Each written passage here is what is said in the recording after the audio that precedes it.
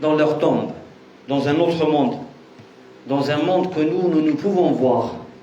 Bien sûr, beaucoup d'entre nous disent, mais si on ouvre la tombe, on ne verra rien. Ça, c'est un autre monde.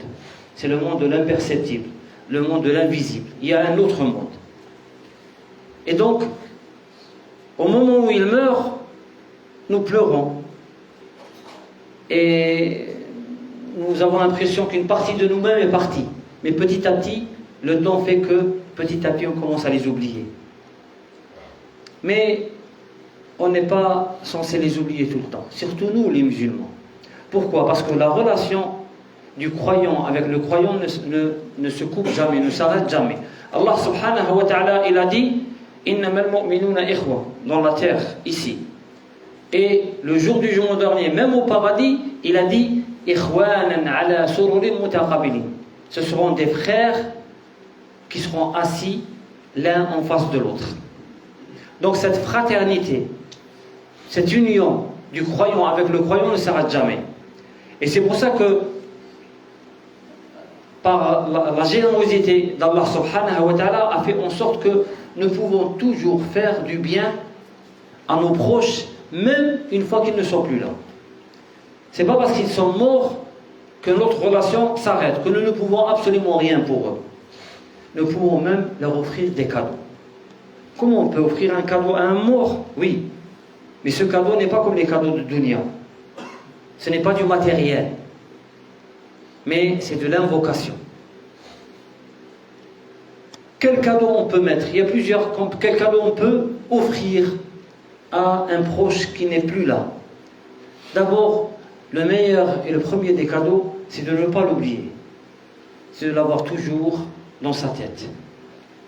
Et quand on ne l'oublie pas, quand on pense à celui qui est mort, eh bien on invoque Allah subhanahu wa ta'ala pour lui tout le temps. Dans sa prière, dans toutes ses adorations, on rajoute, on fait participer celui qui est mort. C'est comme s'il était encore vivant pour nous. L'une des les plus grands cadeaux qu'on peut faire à celui qui n'est plus là, c'est lui demander pardon. Demander à Allah subhanahu wa ta'ala de le pardonner. Demander à Allah subhanahu wa ta'ala d'être miséricordieux avec lui. Rasulullah sallallahu alayhi wa sallam, il a fait en sorte que ça soit le premier des cadeaux qu'on fait aux morts, juste au moment où on a mis le dernier paquet de terre sur lui. Rasulullah sallallahu alayhi wa sallam était en train d'enterrer un des compagnons. Quand il a fini son enterrement, quand ils ont mis les derniers grains de sable, de terre sur sa tombe, Rasulullah sallallahu alayhi wa sallam, il a regardé les compagnons, il a dit demandez pour votre frère le pardon d'Allah subhanahu wa ta'ala. Et demandez à Allah subhanahu wa ta'ala de l'affermir, parce qu'il est en train d'être questionné maintenant. Voilà le premier cadeau qu'on peut faire. Malheureusement, nous, dans nos traditions qui n'ont rien à voir avec l'islam, autour de la tombe, tout le monde parle d'autre chose. Tout le monde a vu ça. On est en train de mettre le mort dans son trou, dans sa maison, dans sa demeure, qui va rester jusqu'au jour du jugement dernier, et on est en train de tout parler de tout, sauf de lui. Ou alors, les proches sont en train de pleurer, de crier, de dire pourquoi. Ça ne lui ramène absolument aucun cadeau, rien. Ce qu'on peut faire pour lui, c'est demander ce que fait Rasulullah sallallahu alayhi wa sallam. Une fois qu'il est là, on ne dit rien. Rasulullah sallallahu alayhi wa sallam ne nous a pas demandé de réciter le Coran. Ça ne sert absolument à rien. Autour de le qabr, de réciter Yasin et tout ça, ça ne sert absolument à rien. Rasulullah sallallahu alayhi wa sallam ne l'a jamais fait. Donc on ne peut pas ramener quelque chose, une adoration que Rasulullah sallallahu alayhi wa sallam n'a pas fait. Qu'est-ce qu'il a dit Rasulullah sallallahu alayhi wa sallam? Est-ce qu'il leur a dit de réciter le Coran? Il a dit non, demandez pour votre frère le pardon. C'est ce que tu dis. Allahumma aghfir lahu warhamhu. Voilà le plus grand cadeau que tu peux faire. Allahumma thabbithu bil qawli al-thabiti fil hayati ad-dunya wa fil akhirah. Voilà ce que tu peux. Rasulullah sallallahu alayhi wa sallam, il a demandé aux proches de celui qu'on enterre de rester. Il a dit une heure sa'a, dans ce que vous voulez dire sa'a, c'est-à-dire une partie d'un temps, un moment, de rester quand tout le monde part, de rester autour de la tombe. Qu'est-ce qu'ils doivent dire? Allahumma thabbit, Allahumma aghfir lahu warhamhu. Voilà tout ce qu'ils veulent dire. Pendant une heure, quand tout le monde part, ils doivent rester faire ça. Voilà le plus beau cadeau que nos proches, nos amis, nos frères, nos sœurs qui sont partis attendent de nous. Et pour les parents, c'est encore plus, parce que le parent, tu dois le mettre dans toutes tes sujoud, toutes tes prosternations, de dire Allahumma ighfir li abi, Allahumma ighfir li walidayya, Allahumma ighfir li ummi, dans toutes tes sujoud, pour que toute la journée, ça tombe soit la plus large possible, la plus illuminée possible par la miséricorde d'Allah subhanahu wa ta'ala. Qu'est-ce qu'on peut faire aussi comme cadeau à ceux qui sont morts? On peut, si ils ont une dette de jeûne, je parle du jeûne obligatoire.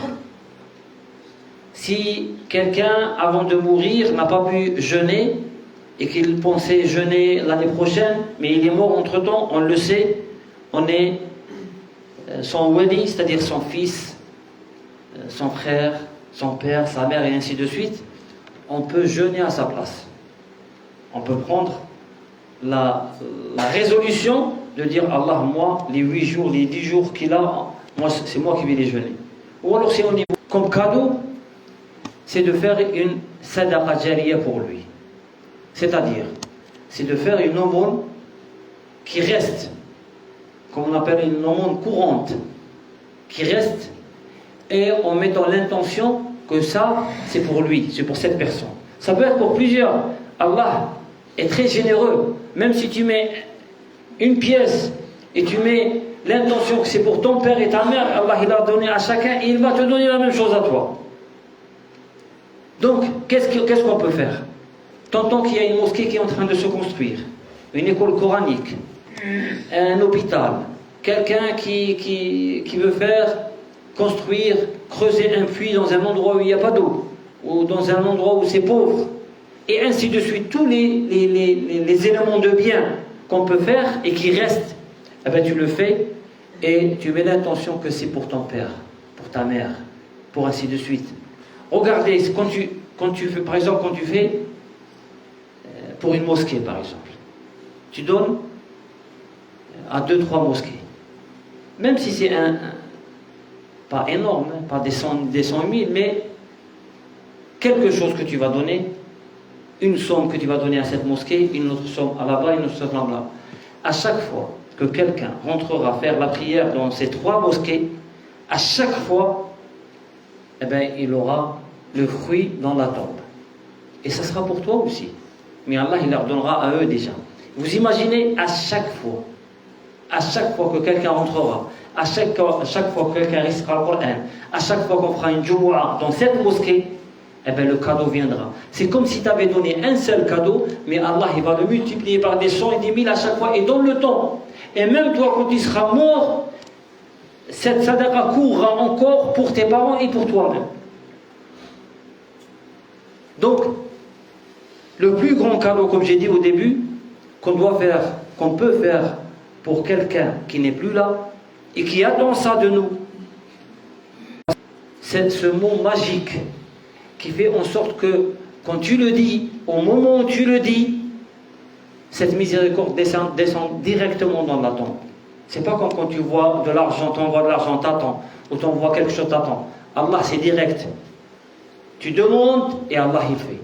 Direct, Ar-Rahma descendra dans la tombe de celui que tu as.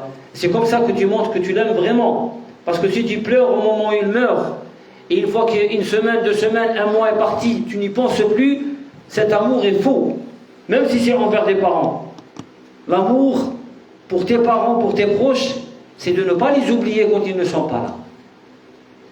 Là, dans sa tombe, il n'a pas d'autre personne, il n'a que toi. Ou d'autres personnes de ses proches qui peuvent lui offrir ce cadeau. Donc ne soyons pas avares de ça. Et toujours penser à quelque chose. Tu te dis, moi, comme Allah dit, innaka mayyitun wa innahum mayyitun. Toi, moi, tous ceux qui sont là, on va mourir un jour. On va rentrer sous la terre. Et on va se dire, à un moment donné, si on en a besoin, on dit, mais qu'est-ce qu'ils font? Que fait mon fils? Que fait ma femme? Que fait mon père, mon frère? Les gens avec qui j'étais, pourquoi ils ne disent pas juste Allahumma ighfir lahu warhamhu? Juste ce mot qui peut m'amener beaucoup de bien dans ma tombe, Ils sont avares de dire Allahumma ighfir lahu warhamhu. Eh bien, si tu ne veux pas être dans cette situation, n'oublie-toi. Toi, commence par ne pas oublier ceux qui sont déjà là. Pour que Allah fasse en sorte que, quand toi tu en auras besoin, Allah il amènera des gens qui penseront à toi. Allahumma ighfir lana warhamna. واغفر لموتانا وموتى المسلمين يا رب العالمين. اللهم ارحم المؤمنين والمؤمنات والمسلمين والمسلمات الأحياء منهم والأموات يا حي يا قيوم يا رب العالمين. اللهم اهدنا فيمن هديت وعافنا فيمن عافيت وتولنا فيمن توليت وبارك لنا فيما أعطيت وقنا واصرف عنا شر ما قضيت إنك تقضي ولا يقضى عليك وإنه لا يذل من وليت ولا يعز من عاديت. اللهم يا حي يا قيوم يا أرحم الراحمين يا رب العالمين. اللهم ارحم والدينا كما ربيانا صغارا. اللهم من كان منهم حيا فأحيه على الإسلام وأمته على الإيمان ومن كان منهم ميتا